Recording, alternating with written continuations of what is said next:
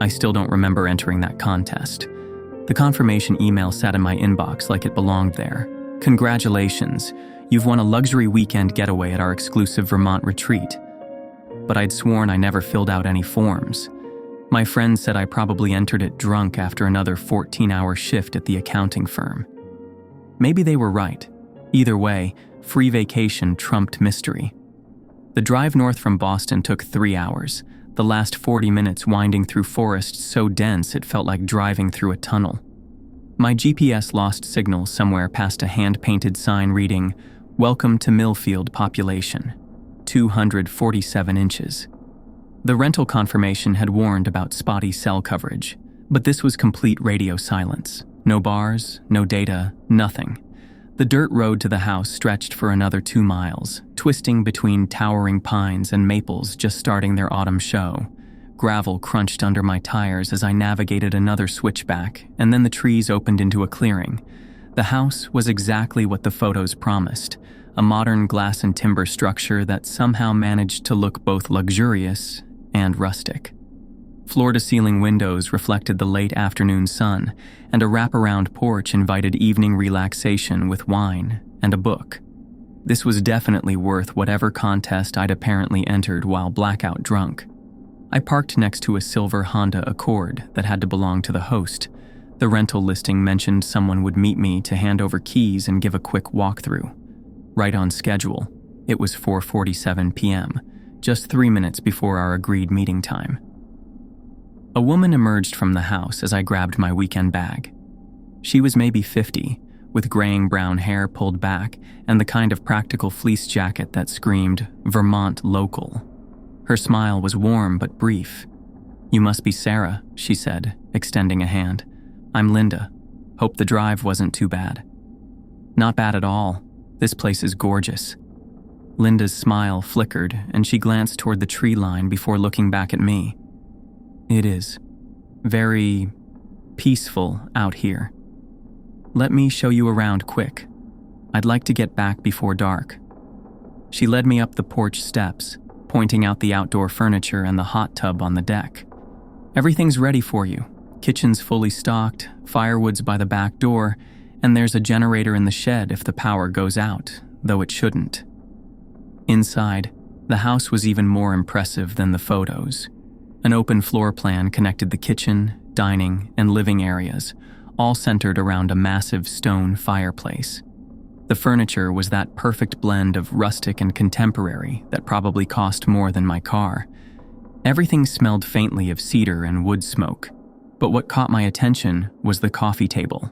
It was clearly an antique, dark mahogany with intricate carved legs that looked like they belonged in a Victorian mansion. It stood out against the modern decor like a deliberate choice, and sitting in the center was a thick, leather-bound book that looked even older than the table itself. "What's that?" I asked, nodding toward it. Linda followed my gaze, and something shifted in her expression. "Oh, that's just house information. Previous guests like to leave notes about local attractions, that sort of thing. You know how it is with vacation rentals." She moved through the rest of the tour quickly. Upstairs master bedroom with ensuite bathroom, guest room, office space that doubled as a second bedroom.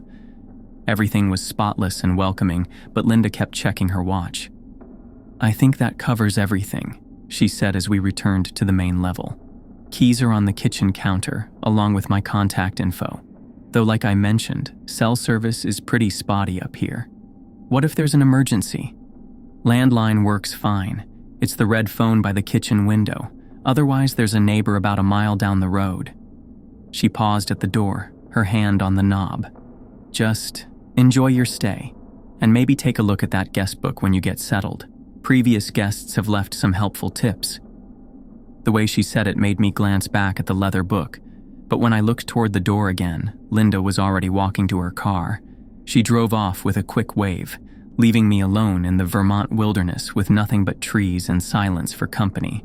I spent the first hour exploring properly, taking photos to make my friends jealous, and checking out the amenities.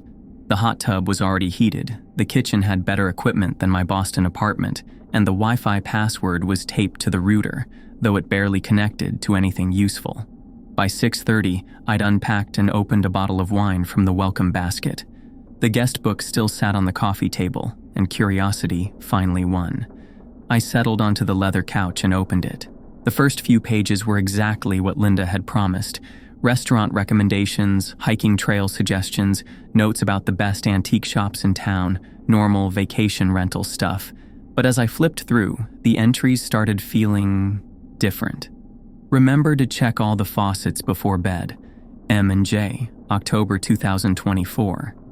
Don't ignore the sounds outside. They're not always animals.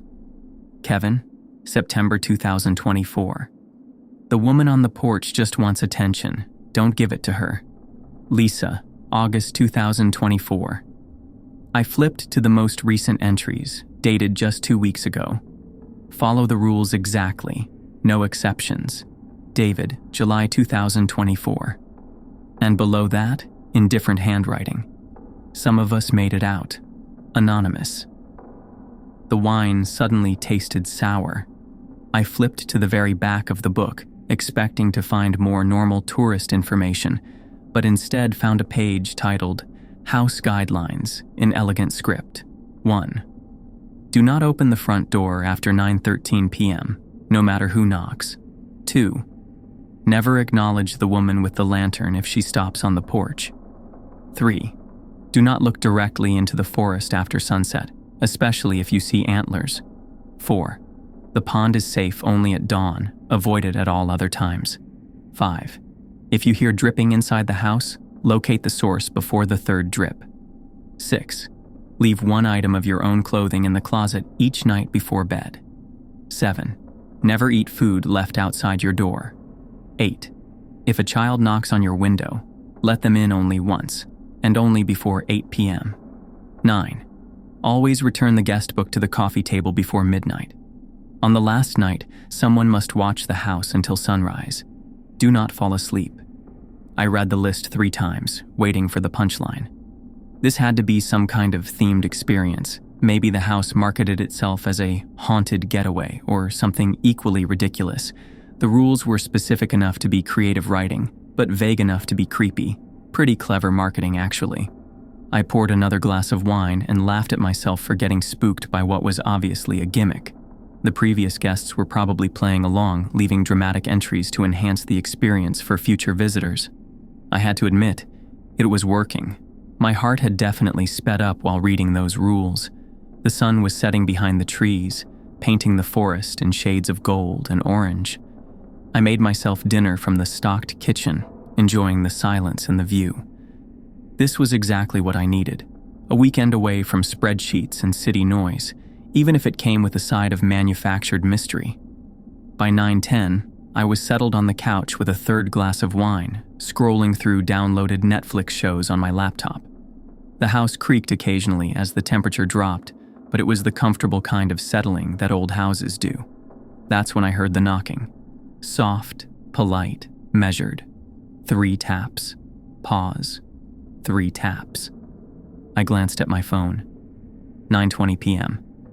The wine made me giggle. Of course someone was knocking, right after the arbitrary cutoff time in the fake rules. This was definitely part of the experience.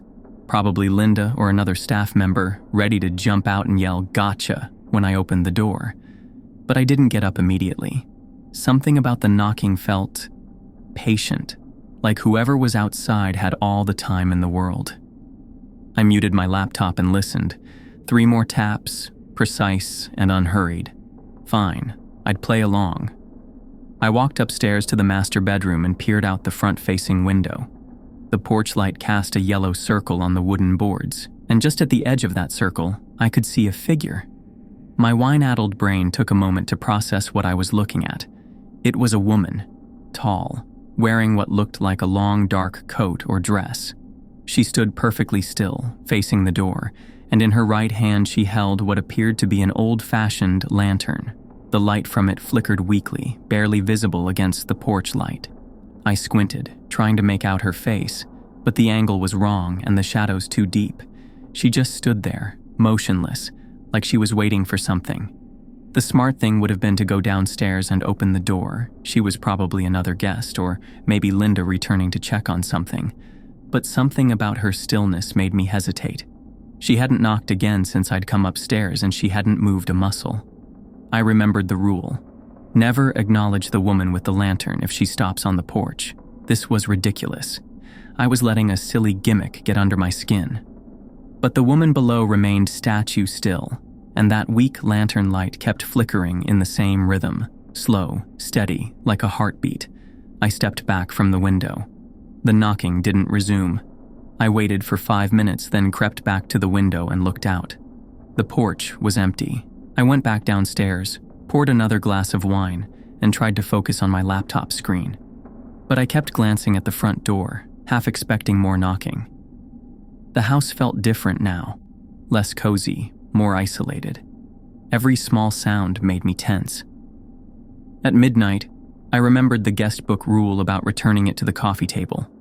I'd carried it upstairs with me earlier while reading, so I brought it back down and placed it in its original spot.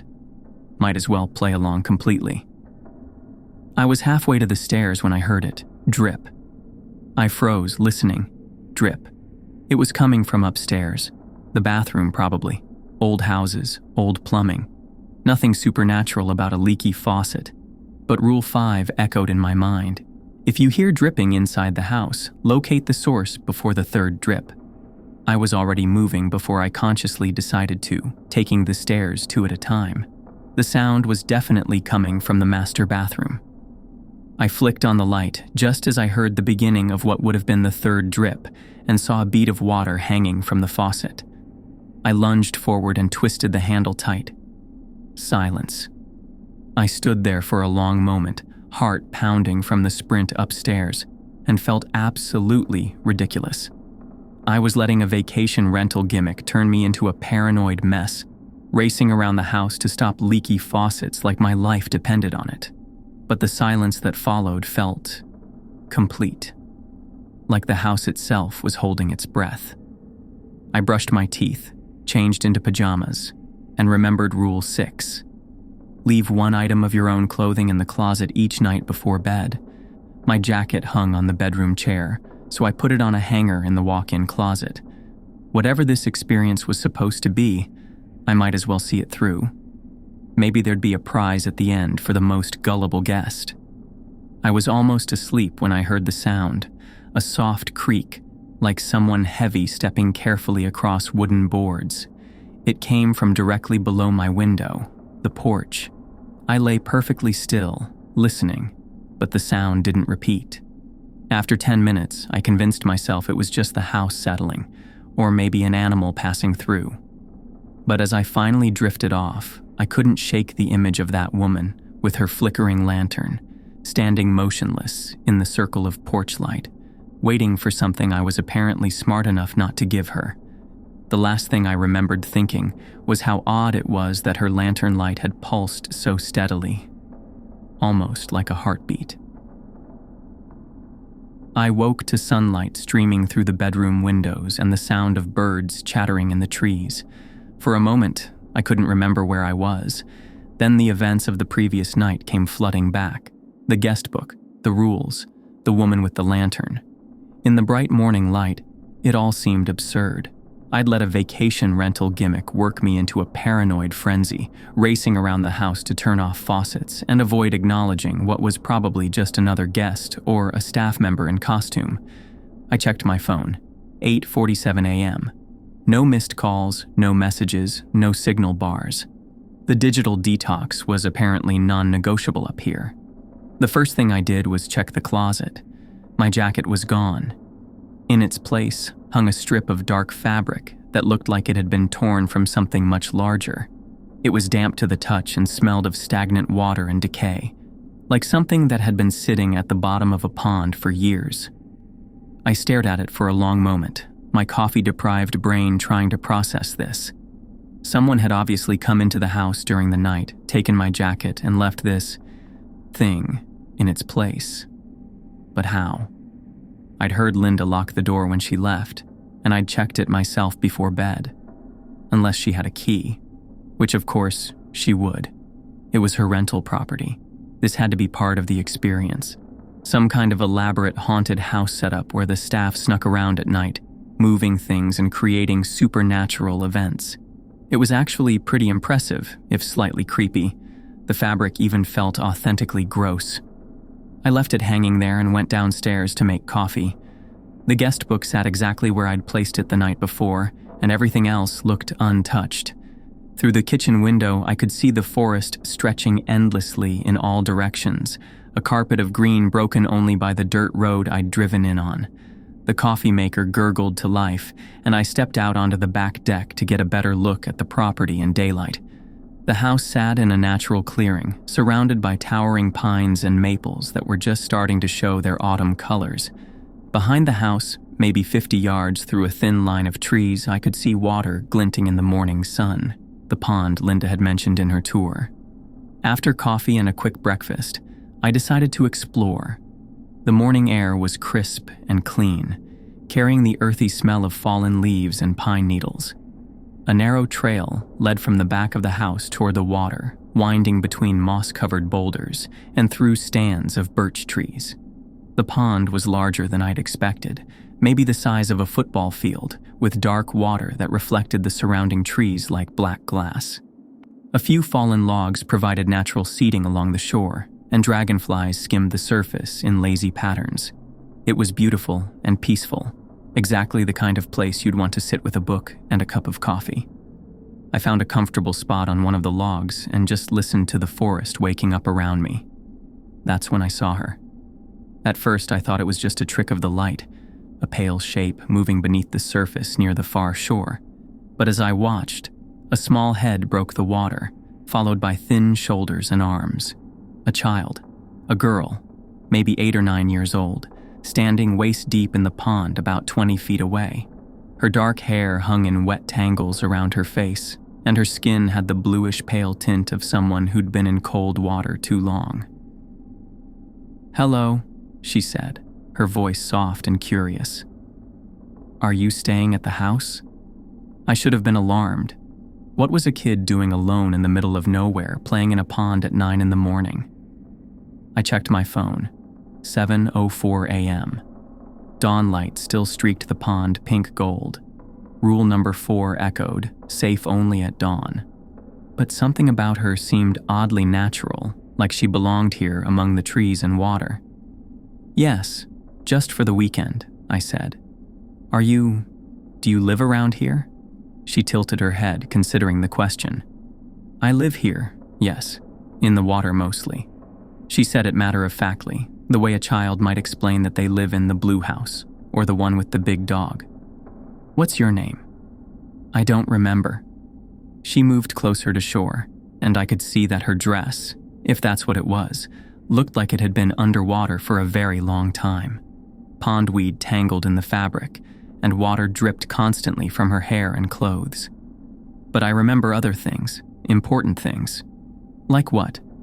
Her eyes, which I now realized were the color of deep water, fixed on mine with unsettling intensity. "Don't look at the trees after dinner, that's when he comes closest." A chill ran down my spine that had nothing to do with the morning air. He? But when I glanced down at the water surface, disturbed by a small ripple, she was gone. The pond showed only my own reflection, staring back with wide, confused eyes. I sat there for another 10 minutes, waiting for her to resurface, but the water remained undisturbed. I checked my phone, 7:08 a.m. Dawn's pale light still gilded the pond. Rule number 4 echoed in my mind, safe only at dawn, but the water already felt watchful. As I stood, the log I'd sat on crumbled under my hand, blackened and spongy like rotten wood. Back at the house, the tap water ran cloudy with algae for 3 full minutes before clearing. I walked back to the house feeling unsettled, but determined to enjoy my vacation. This place was clearly designed to mess with guests' heads, and I wasn't going to let it work. I had a book to read, wine to drink, and a hot tub to enjoy. The rest of the morning passed quietly. I read on the deck, took some photos of the forest, and tried unsuccessfully to get the Wi-Fi to load anything beyond the most basic websites. By noon, I was feeling almost normal again. That changed at 3 p.m. I was inside, making a sandwich for lunch, when I heard a soft thud from the front porch. Through the window, I could see a wicker basket sitting just outside the door. It was covered with a red checkered cloth, and even from inside the house, I could smell warm bread and something sweet. My stomach growled. The welcome basket from yesterday had only included wine and some fancy crackers, and I was getting tired of the basic provisions I'd brought from Boston. I opened the front door and looked down at the basket. Underneath the cloth were fresh dinner rolls, still warm from the oven, and a jar of what looked like homemade strawberry jam. A small card read, "Hope you're enjoying your stay. Your neighbors." It was a sweet gesture, exactly the kind of thing you'd expect in a small Vermont town where everyone looked out for each other. I picked up the basket and brought it inside, setting it on the kitchen counter. The bread smelled incredible. My mouth watered as I opened the jar of jam. It had that perfect homemade consistency, with visible chunks of fruit and a rich, sweet aroma that made my empty stomach practically growl with need. I was reaching for a roll when I remembered Rule 7. Never eat food left outside your door. My hand froze halfway to the basket. This was getting ridiculous. I was letting a silly list of fake rules prevent me from eating what was obviously a kind gift from local neighbors. The bread was warm, the jam looked delicious, and I was hungry. But something about the child's warning echoed in my mind. Don't look at the trees after dinner. And the guest book entry. Follow the rules exactly. No exceptions. I stared at the basket for a long moment, my rational mind warring with an increasingly insistent sense of unease. Finally, I covered it back up and put it outside on the porch. By dusk, the red checkered cloth hung heavy with dew. When I lifted the basket's edge, the rolls inside had collapsed into a gray, wriggling sludge. Centipedes crawled through the jam jar. Better safe than sorry, even if I felt like an idiot for taking vacation rental theater so seriously. The afternoon stretched on quietly. I tried to nap, but felt restless, so I read more of my book and watched the shadows lengthen across the forest floor. By 6 p.m., I was getting hungry again and started preparing dinner from my own groceries. That's when I heard the knock on the window. Not the front door this time, the kitchen window, which faced the side of the house toward the forest. 3 soft taps, deliberate and patient. I looked at my phone, 7:52 p.m. Through the glass, I could see the same pale girl from the pond. She stood in the growing dusk, still dripping wet, her dark eyes fixed on mine. Water pooled around her bare feet on the wooden deck. For a moment, we just looked at each other. Then she raised one small hand and tapped the glass again, 3 times. Rule 8 echoed in my mind. If a child knocks on your window, let them in only once, and only before 8 p.m. I had 8 minutes. My rational brain screamed that this was insane.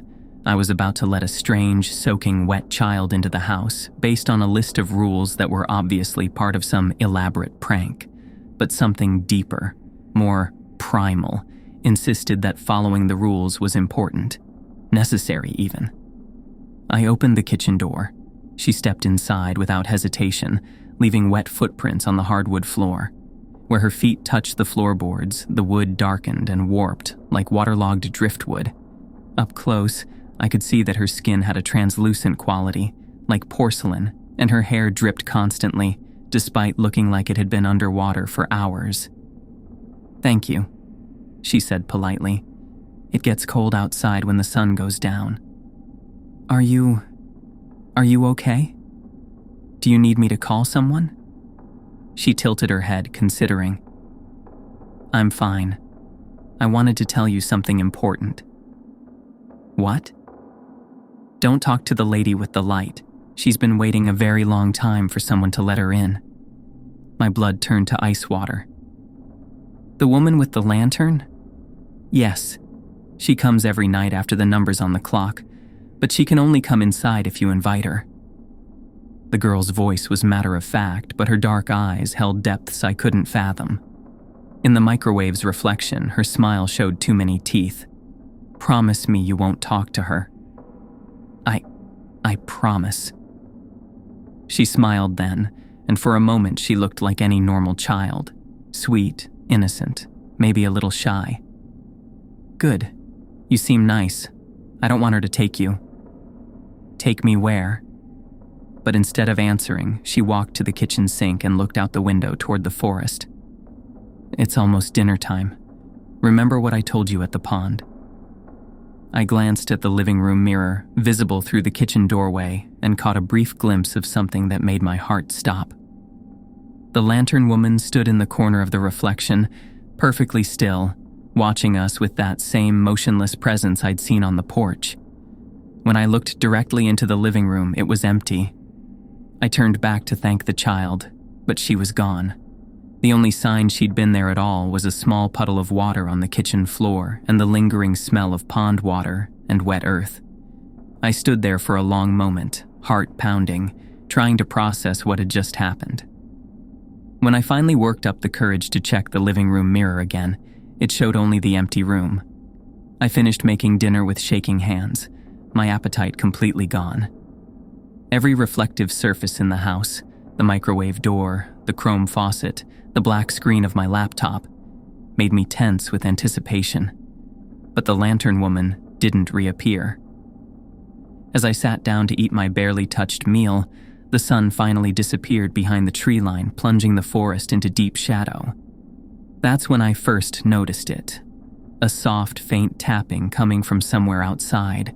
So quiet, I almost missed it over the sound of my own chewing. Tap, tap, tap. It seemed to be coming from the direction of the front porch, barely audible through the walls. I finished cleaning up my dishes and tried to focus on my book, but the tapping continued, just noticeable enough to be irritating, like a branch brushing against the house in a breeze, except there was no wind. By 10:30 p.m., I'd given up trying to ignore it. The sound was still there, faint but persistent, and I found myself straining to hear it whenever it seemed to pause. I went to bed early, leaving the guest book exactly where it belonged on the coffee table and hanging my sweater in the closet as tribute to whatever force demanded nightly offerings of clothing. As I settled under the covers, I could still hear the soft tapping drifting up from below, a gentle but insistent reminder that something was building toward Saturday night. And I was beginning to suspect that all the rules in the world might not be enough to keep me safe. The faint tapping from the front porch had continued throughout the day, just barely audible whenever the house fell completely silent. By evening, I'd almost gotten used to it, background noise like a leaky pipe or settling floorboards. Almost. I'd spent most of Saturday trying to convince myself this was all an elaborate vacation experience. The missing jacket, the strange child, even the woman with the lantern. It had to be some kind of immersive theater designed to give guests a memorable weekend story to tell their friends. But as the sun began to set behind the tree line, casting long shadows across the forest floor, that rational explanation felt increasingly hollow. I was making dinner when the orange glow appeared. At first, I thought it was just the last rays of sunlight filtering through the trees. But when I glanced at my phone, the display read 9:10 p.m., well past sunset. The light was coming from the front porch, steady and warm, pulsing gently like a dying ember. My blood turned cold. I moved to the living room window and peered around the edge of the curtain, careful not to look directly at whatever was out there. The lantern woman stood in exactly the same position as the night before, tall, motionless, facing the front door. Her rusted lantern cast that weak orange glow, flickering in the same slow, hypnotic rhythm, but this time I could feel her attention like a physical weight. Even though I couldn't see her face clearly from this angle, I knew she was watching the windows, waiting for me to acknowledge her presence. I backed away from the curtain and tried to focus on finishing dinner, but my hands shook as I stirred the pasta.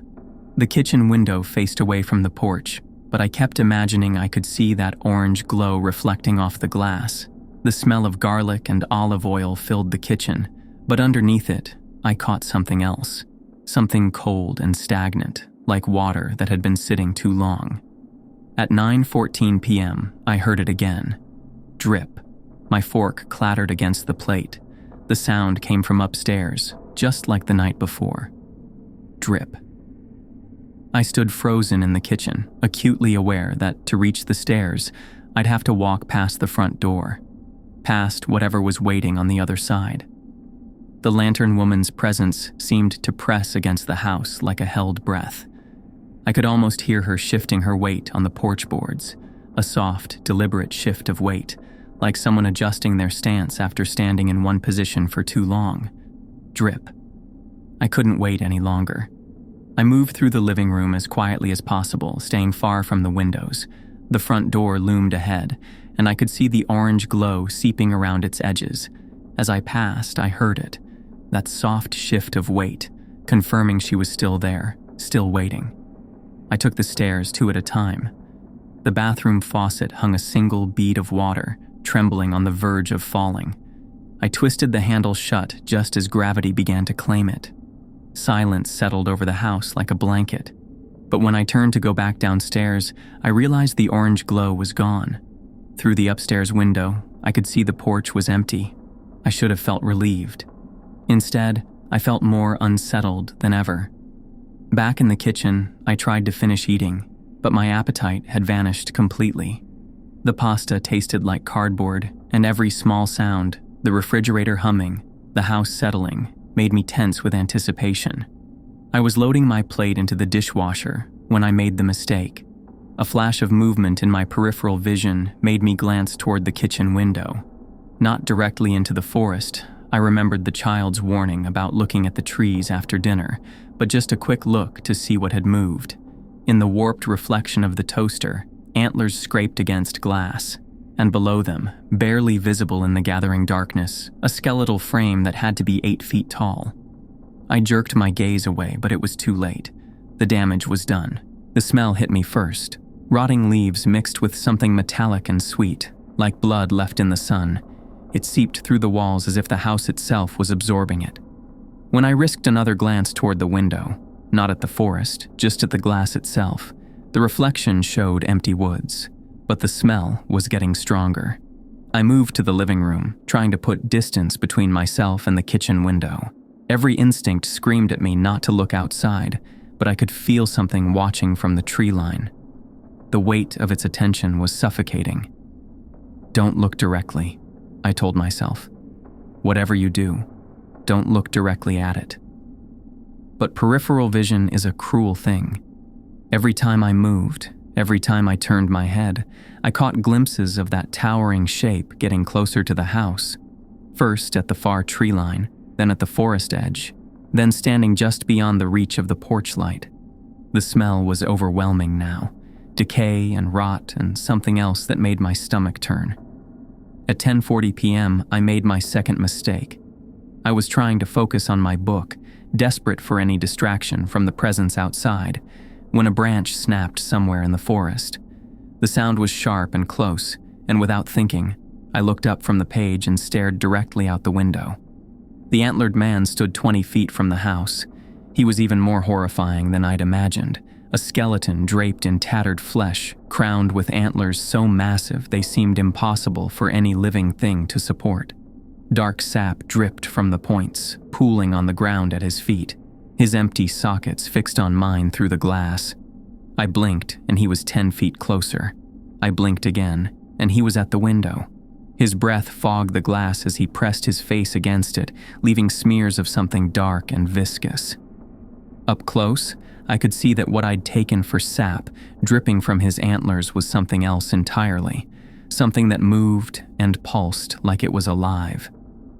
The smell of rot was so strong now that I gagged, pressing my hand to my mouth.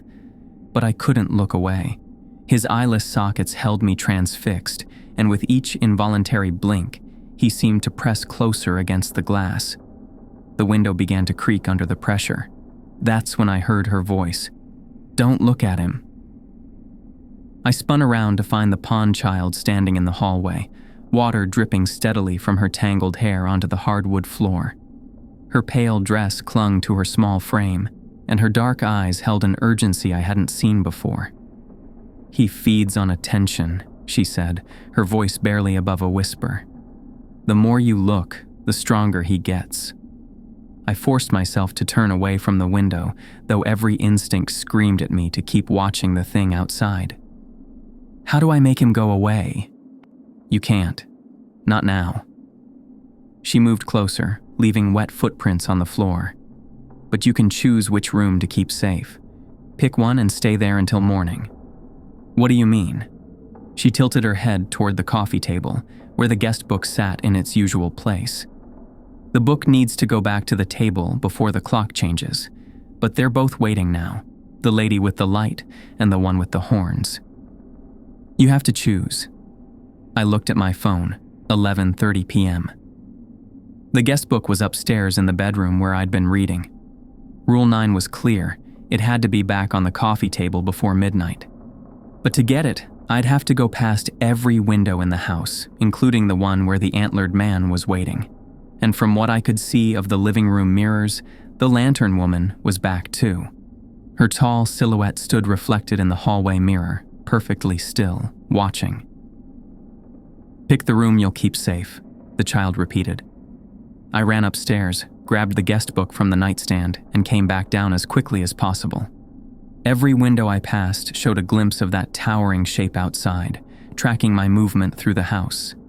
The smell of rot followed me like a living thing. I placed the book on the coffee table with 3 minutes to spare. The moment it touched the wood, every light in the house flickered. And then, as the clock on my phone ticked over to midnight, everything changed. The lantern woman's reflection appeared in every mirror, bathroom, bedroom, hallway, even the black screen of my laptop. She stood in the corner of each one, motionless as always, but somehow closer than before. Her lantern's glow pulsed steadily, and for the first time, I could make out details of her face. She had no lips. Her mouth was a dark line stretched across pale skin, and when she smiled, it showed too many teeth. Outside, the antlered man was visible through every window, front, back, and sides. Impossible, since he couldn't be in multiple places at once, but there he was in each pane of glass, pressing against the house like he was testing for weakness. The smell of decay was overwhelming now, seeping through the walls and making me gag with each breath. They can't come in, the pond child said. She stood at the bottom of the stairs, her small hand resting on the banister. Water dripped steadily from her hair, creating a growing pool on the floor. Not unless you let them. I won't. Her dark eyes met mine, and something in her expression made my blood freeze. If you want to see the morning, you have to come now. The lights flickered again, and when they steadied, the house felt different. Wrong. Black water seeped from the walls where her footprints had been. The hallway yawned unnaturally long, swallowing the kitchen door whole. Even the furniture seemed to crouch lower, as if the house itself were hunched and waiting. I looked down and gasped. The guest book was in my hands, though I was certain I'd left it on the coffee table. It lay open to a page I'd never seen before, and as I watched, new words appeared in a spidery script that seemed to bleed into the paper. Only one may see the dawn. Beneath it, fresh ink bloomed like blood in water. The house watches back. The house groaned around us, timbers creaking like a ship in a storm.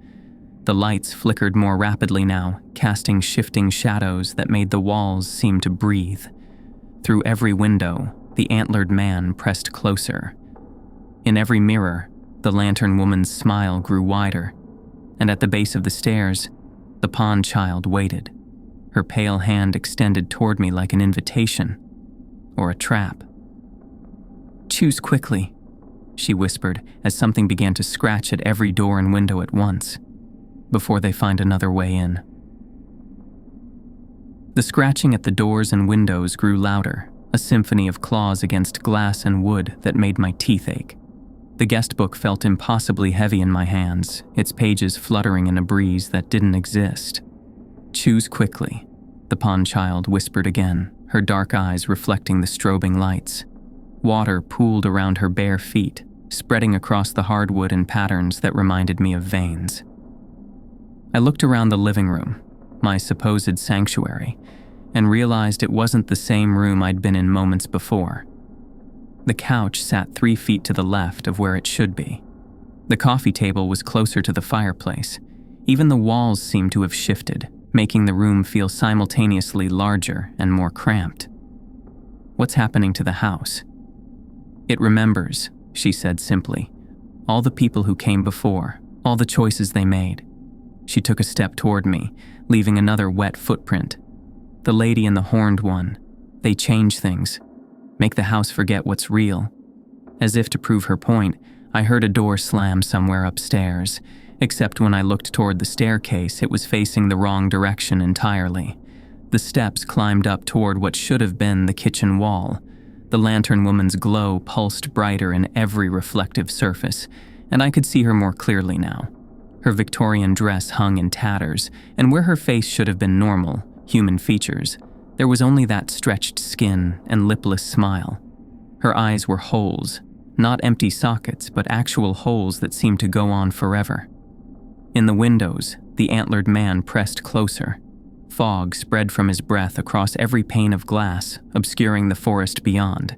His massive antlers scraped against the siding as he moved around the house, circling like a predator. "The back door," the child said, pointing toward the kitchen. "It's the only way out now." I followed her gesture and nearly cried out in relief. The kitchen looked normal, exactly as it should be.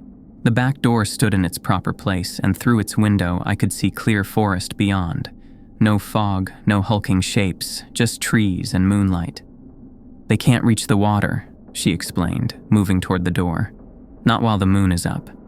I can take you to the safe place." It made sense. She'd come from the pond, after all, and she'd been trying to help me all along. The warnings, the advice about the rules, she was trying to save me from whatever the other two wanted. But something nagged at me. Rule 10 echoed in my memory. On the last night, someone must watch the house until sunrise. Do not fall asleep. "What about the rule?" I asked. "About staying awake until dawn?" Her head tilted, and for just a moment, her expression looked almost sad. "The rules are for people who want to stay, but you can't stay now. They're too strong." The scratching intensified, and I heard wood beginning to splinter somewhere in the house. A window cracked with a sound like breaking bones. "Hurry," she urged, reaching for the door handle. But I hesitated. Something about her movements seemed different now, more urgent, less patient. And when she'd tilted her head, I'd caught a glimpse of something that made my stomach clench. Moonlight caught her teeth, needle sharp and glistening with pond scum. "Now!" she rasped, and her voice echoed from 3 directions at once. Not quite as grotesque as the lantern woman's lipless grin, but wider than any child's smile should be. Too many teeth, too sharp, stretching her pale cheeks in a way that looked painful. I started to say. "Now," she insisted, and her voice carried a new tone. Not the soft, curious child I'd been talking to, but something harder, something hungry. "Before they break through." The front door shuddered in its frame. The lantern woman's glow flared in every mirror simultaneously, so bright I had to shield my eyes. When the light faded, she was closer in each reflection, no longer standing in corners but right behind where I should be standing, except I wasn't in the reflections anymore. "The choice is simple," the child said, her too wide smile growing even broader. "Come with me to the water, or stay and let them in." I looked at the guest book still clutched in my hands. The words, "Only one may see the dawn," seemed to pulse on the page, but below them, new text was appearing. The water remembers too. Everyone who came before. Everyone who chose the pond. My blood turned to ice. "You're not trying to save me," I whispered.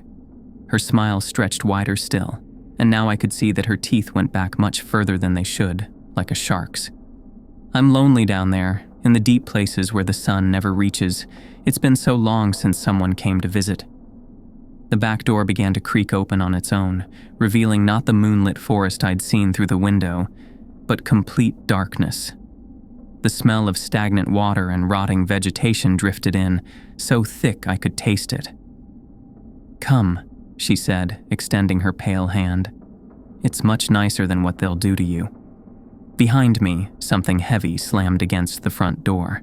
The wood cracked, and orange light poured through the gap like liquid fire. In the windows, the antlered man's breath had fogged the glass completely, but I could see his massive silhouette pressing against each pane. I had seconds to decide. Follow the child to whatever waited in that unnatural darkness beyond the door, or stay and face whatever the other two would do when they finally broke through. But then I remembered something, a detail I'd almost missed in all the terror. Rule 10 wasn't just about staying awake until sunrise. It said someone must watch the house until sunrise, not run from it, not hide from it. Watch it. No, I said, stepping back from the child. Her expression twisted into something inhuman, rage and hunger and disappointment all mixed together. You don't understand. They'll tear you apart. They'll make it last for hours. Maybe, I said, moving toward the living room. But the rules say someone has to watch until dawn, and I'm the only someone here. She let out a sound that wasn't quite a shriek and wasn't quite the cry of a drowning person, but somehow managed to be both. The darkness beyond the door seemed to reach for me with tendrils of shadow, but I kept backing away. "You're making the wrong choice," she hissed, her child's voice layering with something much older and infinitely more malevolent. "The water is kind. The water is quick. The water is a lie," I said, and sat down hard on the couch. She lunged, claws glinting, but as she crossed the threshold, her form unraveled like wet rope. The puddle she left behind boiled violently before vanishing into the floorboards, leaving only the stench of stagnant decay. The back door slammed shut, and then it was just me and the two entities that had been circling the house all night. The front door splintered completely, hanging in pieces from its hinges. Orange light flooded through the shattered doorway like liquid, but no figure crossed the threshold. "Look at me," something whispered in my mind.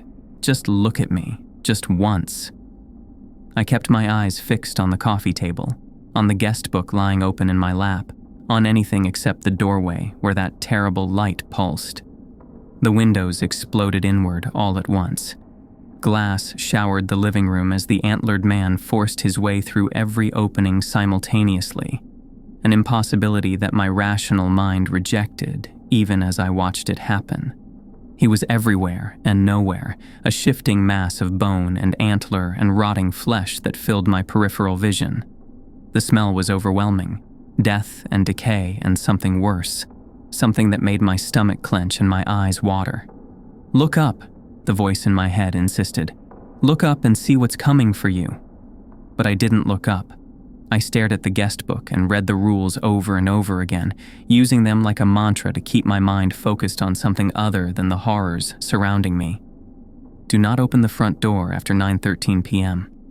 The orange light grew brighter, filling the room until I could see it through my closed eyelids. Never acknowledge the woman with the lantern. Something massive moved through the air above me, dripping foul-smelling liquid onto the pages of the book. Do not look directly into the forest after sunset. The house shook as enormous weight settled on the roof, on the walls, pressing down like the structure might collapse at any moment. On the last night, someone must watch the house until sunrise. Do not fall asleep. So I watched. Not the entities themselves. I never looked directly at them, but I watched the house. I watched the way the shadows moved across the walls in patterns that had nothing to do with the lights. I watched the guest book's pages flutter in that impossible breeze. I watched my own hands shake as I gripped the leather cover, and I stayed awake. The longest hours of my life crawled by with agonizing slowness. The orange light pulsed around me like being inside a beating heart. The smell of rot came and went in waves. Things moved just outside my vision, shapes that defied geometry, sounds that hurt to hear. But I didn't look. I didn't sleep. I watched the house and waited for dawn. At 6:23 a.m., the first ray of sunlight touched the eastern windows. Everything stopped. The orange light vanished like someone had flipped a switch. The pressure in the air released so suddenly my ears popped. The smell of decay faded, replaced by the clean scent of morning air flowing through the broken windows. I looked up for the first time in hours. The living room was destroyed. Furniture overturned, windows shattered, deep gouges in the walls that looked like claw marks. But it was empty. Completely. utterly empty. I sat there for another hour, not quite believing it was over. When I finally worked up the courage to explore the house, I found damage everywhere. Torn screens, splintered doors, mirrors cracked in spiderweb patterns, but no sign of the entities themselves. By 8 a.m., I was packed and loading my car. By 9 a.m., I was halfway back to Boston, shaking so hard I had to pull over twice to collect myself. I never wrote a review of the rental, never contacted Linda about the damage, never told anyone the real reason I came home a day early from my relaxing weekend getaway. But 3 months later, curiosity got the better of me. I looked up the rental listing online, just to see if it was still active. It was. And according to the booking calendar, someone named Michael Chen had just confirmed his reservation for the following weekend. The listing had been updated with new photos, the damage somehow completely repaired, the house looking exactly as pristine as when I'd first arrived. In the walk-in closet photo, a familiar strip of dark fabric hung half-hidden behind the door. There was also a new review, posted later that same afternoon. Amazing experience. The host really goes above and beyond to make your stay memorable. The house has such character, and the local folklore adds a fun element to the weekend. Can't wait to come back. Sarah M. I stared at the screen for a long time, my hands shaking again. I had never written that review, but someone, or something, wanted to make sure the next guest would come. They always do. As I closed the browser, my phone buzzed. A notification. Congratulations, you've won our Vermont getaway contest. Below it, Linda's name flashed on an incoming call.